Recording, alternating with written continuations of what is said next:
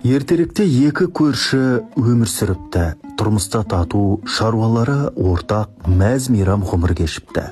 Екі көршінің балалары да екі үйге ортақ болып кеткен екен. Бір-бірінің ақысын тәңір хақысы деп бағалаған екеуінің мамыражай тірлігі өмірдің өз ағысымен жылжып жатады. Біреуі есік алдындағы өрік ағашының жемісін сатып күнін көрсе, екіншісі ұсталықпен тірлігіне талғажау тауып жүріпті. Бағбан өзінің алғашқы жемісін ұста көршісіне дәм татыру үшін апарып беруді жылдағы дәстүріне айналдырған.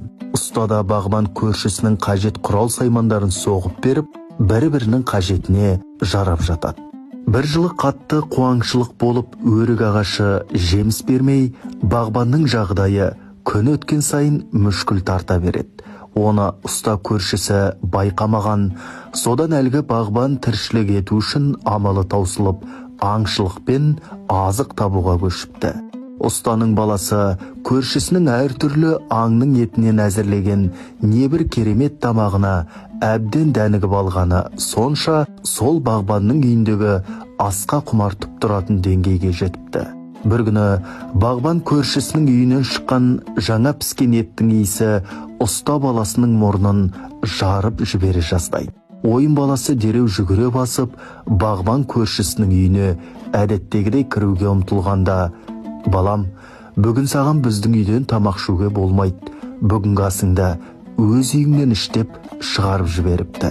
Бағбанның бұрын соңды мұндай қылығын байқамаған ұста баласы өкпелеген қалпы үйіне жүгіріп келіп, болған жағдайды әкесіне айтып береді.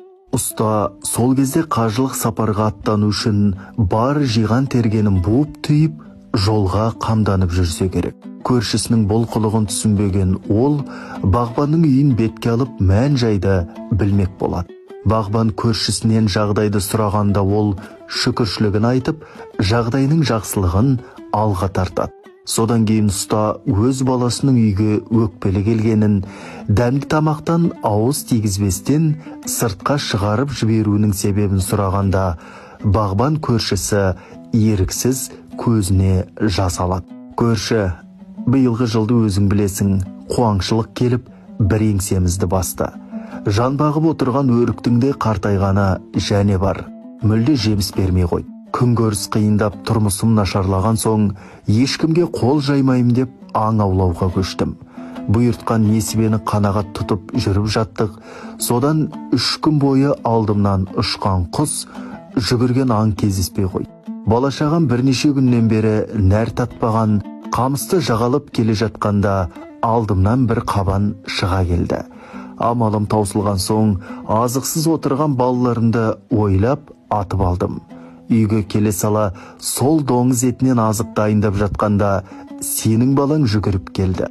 Бұл азық аш отырған менің балаларыма адал болғанымен, аштық көрмеген сенің балаңа арам болар деп, кері қайтарып жіберіп едім деп мұңын шағады. Оны естіген ұста көмейіне кептелген өксікті әзер тыйып, үндеместен үйіне кетіп қалады.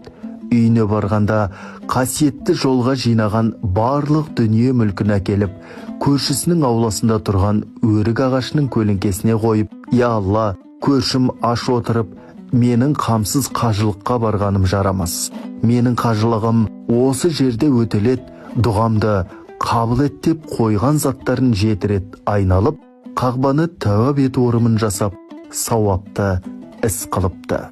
Дінімізде қажылыққа бармаса да, барғанның сауабын берген, садақа бермесе де, бергеннің сауабын жазып қойған мысалдар өте көп. Осыдан біз амалдың ниетке байланысты екенін ұғамыз. Егер адам мешіт салса, жол салса, көпір салса, құдық қазса, шәкірт тәрбиелесе, ағаш ексе, ол адамдардың сауабы ақыретке дейін жалғасады екен.